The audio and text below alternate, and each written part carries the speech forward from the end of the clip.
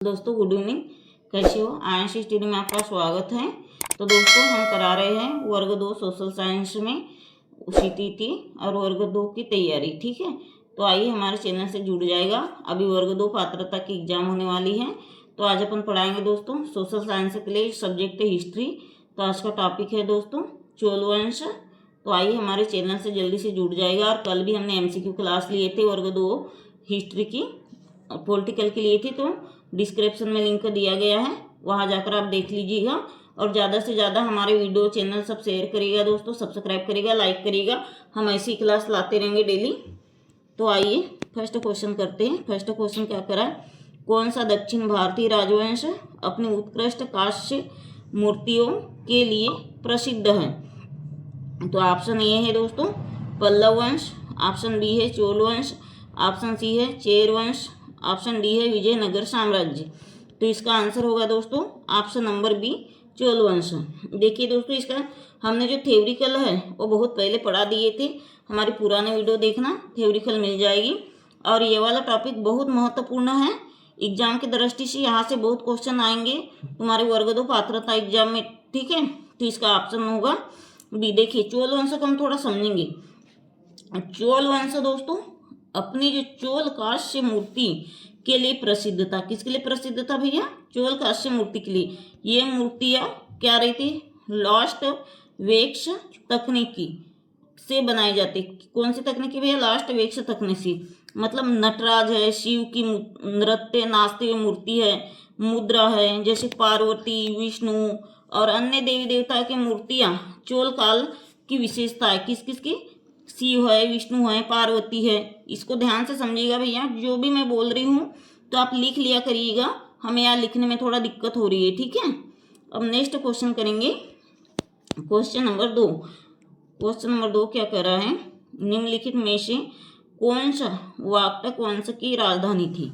ये भी बहुत ही महत्वपूर्ण है, बहुत बार आ चुका है। ठीक है, तो ऑप्शन ए है प्रवारपुर, ऑप्शन बी है उज्जैन, ऑप्शन सी है वाराणसी और ऑप्शन बी है पाटलिपुत्र।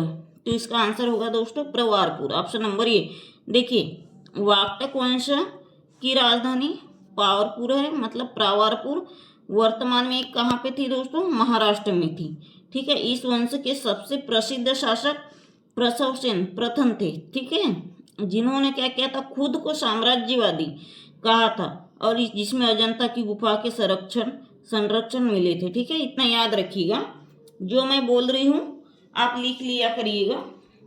अब नेक्स्ट क्वेश्चन करते हैं। प्रश्न तीसरा क्या करा है, देवकुल मंदिर स्थापत्य किस राजवंश से संबंधित है। तो ऑप्शन नंबर ए गुप्त वंश, ऑप्शन नंबर बी है कुषाण वंश, ऑप्शन नंबर सी है पल्लव वंश, ऑप्शन नंबर डी है राष्ट्रकूट वंश। तो इसका आंसर आएगा भैया ऑप्शन नंबर बी राष्ट्रकूट वंश, मतलब कुषाण वंश। ठीक है, देखिएगा जो देवकुल था भैया, तो काय के लिए प्रसिद्ध था? मंदिरों की परंपरा कुषाण शासकों द्वारा ही की गई थी। यह मंदिर कुषाण शासकों के दिव्यकरण से निर्मित था, मतलब दिव्यकरण की अवधारणा से संबंधित थी। जैसे मथुरा और अफगानिस्तान है, तो वहाँ पर क्या है भैया, कुषाण शासकों के देवकुल के मंदिर मिले। कहाँ पे? मथुरा और अफगानिस्तान में। ठीक है, अब नेक्स्ट क्वेश्चन करते हैं। क्वेश्चन नंबर 4 क्या कर रहा है, कौन सा गुप्त शासक रजत मुद्राओं को जारी करने के लिए जाना जाता है।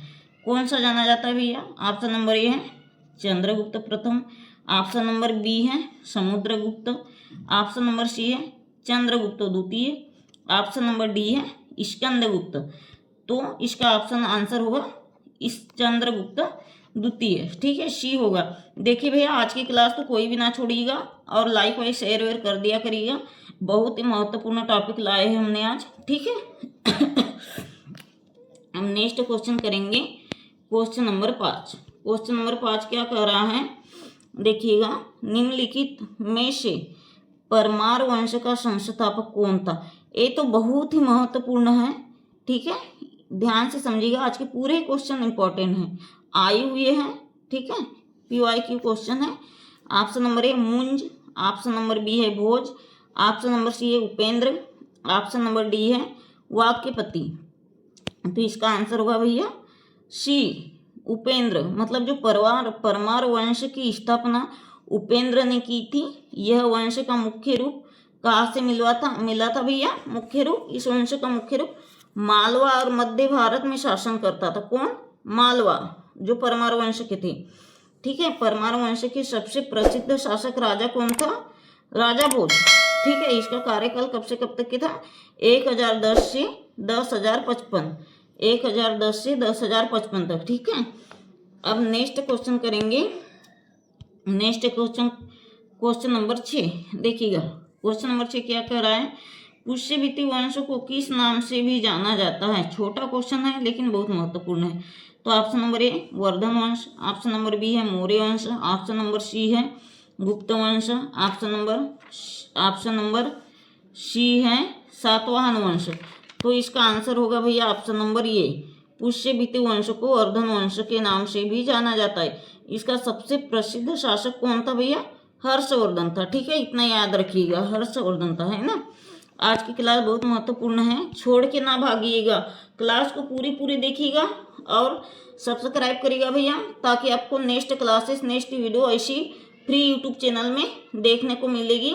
आप जरा फायदा उठा लीजिए। जिनकी भी एग्जाम है तो हमारी क्लास ना छोड़िएगा। देखिए क्वेश्चन नंबर 7 क्या कर रहा है?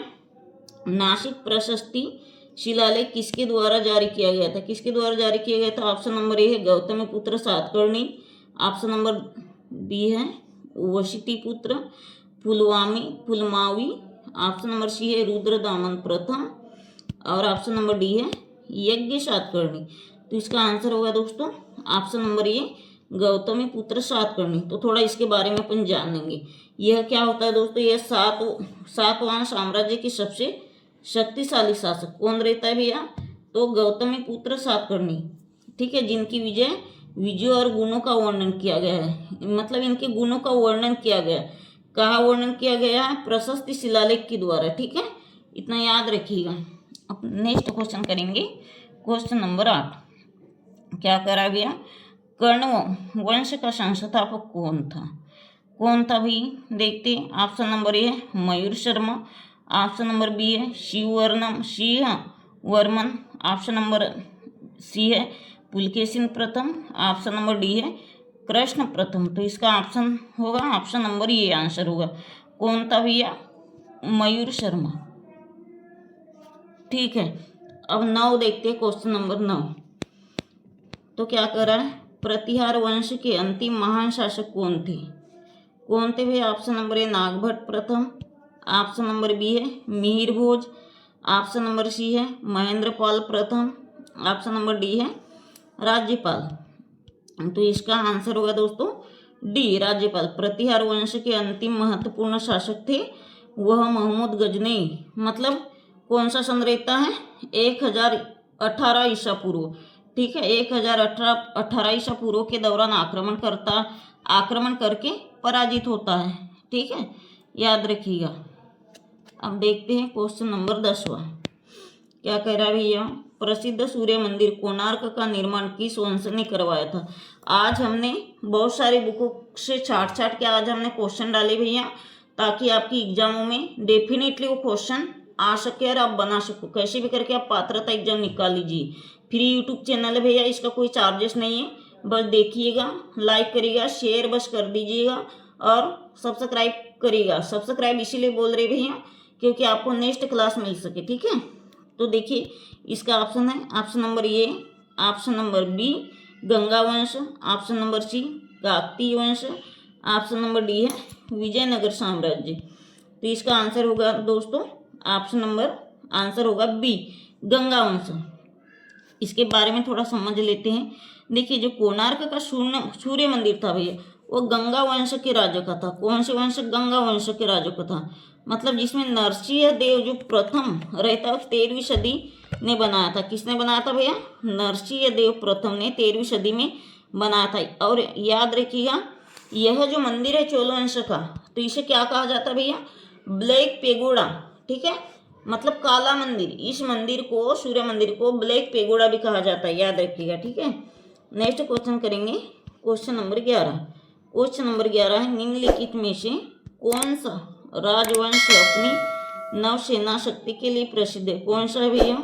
ऑप्शन नंबर ए चोल वंश, ऑप्शन नंबर बी है मौर्य वंश, ऑप्शन नंबर सी है गुप्त वंश, ऑप्शन नंबर डी है पल्लव वंश। तो इसका आंसर होगा ऑप्शन नंबर ए चोल वंश। देखिएगा, चोल वंश जो 9वीं से 13वीं सदी है तो कहाँ के रहते हैं? दक्षिण भारत में जो एक शक्तिशाली नौसेना शक्ति था, तो वो क्या करता है, जो चोल शासकों विशेष रूप से राजा प्रथम और राजेंद्र चोल प्रथम ने नौसेना का जो विस्तार किया था भैया, उन्होंने क्या किया था? देखिए, जो श्रीलंका है और मलयद्वीप बोले तो देखिए जावा है, सुमात्रा है, बंगाल की खाड़ी है, इन क्षेत्रों पर आक्रमण किया था। ठीक है, चोल वंशों ने। आ गया समझ में? अब नेक्स्ट क्वेश्चन करेंगे। नेक्स्ट क्वेश्चन क्या कर रहा है? Question number 12। क्वेश्चन नंबर 12 क्या कर रहा है? त्रिपक्षीय संघर्ष किन राजवंशों के बीच लड़ा गया था? त्रिपक्षीय संगठन किन राजवंशों के बीच लड़ा गया था? Option number A Chola, Pandya और चेर है ये। ठीक है, चोल, पांडे और चेर। पल्लव, चालुक्य, राष्ट्रकूट, सी है Pratihara, Pala, Rashtrakuta. Option number D है मौर्य, गुप्त, कुषाण। तो इसका आंसर होगा भैया सी त्रिपक्षीय संघर्ष, जो कि कब होता है? 8वीं से 10वीं शताब्दी। ठीक है, 8वीं से 10वीं शताब्दी। तो देखिए, अब क्वेश्चन नंबर 13 देखते हैं। क्वेश्चन नंबर 13 क्या कह रहा है? निम्नलिखित में से कौन मौर्य शासक का पहला शासक था जिसने जैन धर्म को अपनाया था? किसने अपनाया था भैया? ये देखते हैं। Option number A Chandragupta Maurya, option number B है बिंदुसार, ऑप्शन नंबर सी है अशोक, ऑप्शन नंबर डी है दशरथ मौर्य। इसका आंसर होगा ऑप्शन नंबर ये चंद्रगुप्त मौर्य। देखिए, जो चंद्रगुप्त मौर्य रहता है, जैन धर्म अपनाने वाले मौर्य वंश के पहले शासक थे। मतलब जो चंद्रगुप्त मौर्य था भैया, तो जो जैन धर्म जो अपनाए थे उनके पहले से ये शासक था। ठीक है, आ गया समझ में? अब क्वेश्चन नंबर 14 देखते हैं। ठीक है, क्या करा? निम्न में से किस शासक ने प्रसिद्ध येहोल शिलालेख जारी किए थे? ठीक है, ऑप्शन नंबर ए पुलकेशिन प्रथम, ऑप्शन नंबर बी है पुलकेशिन द्वितीय, ऑप्शन नंबर सी है विक्रमादित्य प्रथम, ऑप्शन नंबर डी है कृष्ण प्रथम। तो इसका आएगा भैया ऑप्शन नंबर बी पुलकेशिन द्वितीय। बहुत ही महत्वपूर्ण है आज की क्लास। ठीक है, देखिए, इसे जैन कवि रवि कीर्ति ने संस्कृत भाषा में लिखा था। ठीक है, किसे? येहोल अभिलेख, मतलब येहोल जो शिलालेख है भैया, उसे किसने लिखा था? ये भी आ सकता है। तो किसने लिखा था? रवि कीर्ति ने लिखा था। कौन कविता? रवि कीर्ति ने संस्कृत भाषा में लिखा था। ठीक है, इसमें कौन पराजय हुआ था? हर्षवर्धन पराजय और चालुक्य शक्ति का वर्णन किया गया था। इसमें हर्षवर्धन पराजय हुआ था, चालुक्य शक्ति का वर्णन किया गया था। ठीक है, अब नेक्स्ट क्वेश्चन करेंगे। Question number 15। ठीक है, क्वेश्चन नंबर 15 क्या कह रहा है? निम्नलिखित में से किसे कविराज कहा जाता था? तो किसे कहा जाता था? ऑप्शन नंबर ए चंद्रगुप्त द्वितीय, ऑप्शन नंबर बी है समुद्रगुप्त, ऑप्शन नंबर सी है हर्ष और ऑप्शन नंबर बी है राजा भोज। ठीक है, तो देखिए इसका आंसर होगा ऑप्शन नंबर बी समुद्रगुप्त। ठीक है, अब देखते हैं क्वेश्चन नंबर। अब दोस्तों, अब इसके आगे क्वेश्चन नहीं है, हमने 15 क्वेश्चन डाले थे। तो लाइक करिएगा, शेयर करिएगा और जिनने भी नहीं देखे प्लीज़ हमारी क्लास देख लीजिएगा। ये वर्ग 2 पात्रता सोशल साइंस के अंतर्गत बहुत ही महत्वपूर्ण क्लास है। जितने भी मेरे भाई बहन देख रहे हैं प्लीज़ मेरे चैनल को सब्सक्राइब कर दो ताकि आपको नेक्स्ट वीडियो मिलती रहेगा। और ज़्यादा नहीं तो 1 या 2 फ्रेंड लोगों में ही शेयर करिएगा, अपना स्टेटस रखिएगा दोस्तों, जिससे मेरा वीडियो क्लास सब देख सके, सब भाई बहनों का भला हो जाए। आज के लिए इतना ही। जय हिंद, धन्यवाद।